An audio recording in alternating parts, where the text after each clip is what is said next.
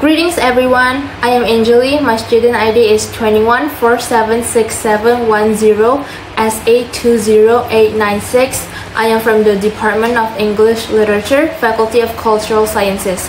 The title of my thesis is A Study in Gynocriticism, Shifting Ideals and Phases of Womanhood in the Unabridged Journals of Sylvia Plath. This study is based on how societal expectations often compel women to adapt, compromise, or abandon their dreams and ideals. Eventual author's gynocriticism is employed to observe a female writer, in this case Sylvia Plath, who had conflicting ideals about independence and domesticity. It is also employed to see how her ideals and the change of those ideals are influenced by patriarchy. This study poses two questions. The first one is, how do Sylvia Plath's journal entries illustrate phases of female writing? The second one is, in what way do Sylvia Plath's ideals evolve throughout those phases? The theoretical framework of this study is the phases of female writing identified in gynocriticism, starting with the feminine phase, which is a phase of imitation and internalization of patriarchal standards on women. The second phase is the feminist phase, which is a phase of protest against those standards in patriarchy and a demand for female autonomy.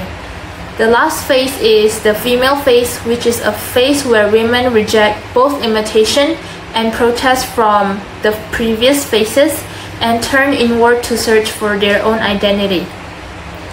This study finds that Plath asserted her individuality and protested against societal expectations on women in the feminist phase. In the feminine phase, she endeavored to imitate the male drive in pursuit of her vocation and internalize patriarchal values on women by justifying herself through marriage. Finally, in the female phase, she recognized the necessity of constructing her own identity and saw her female experience as a source of female creative power. This study concludes that Plath experienced all three phases of female writing, although they did not follow Showalter's proposed sequence.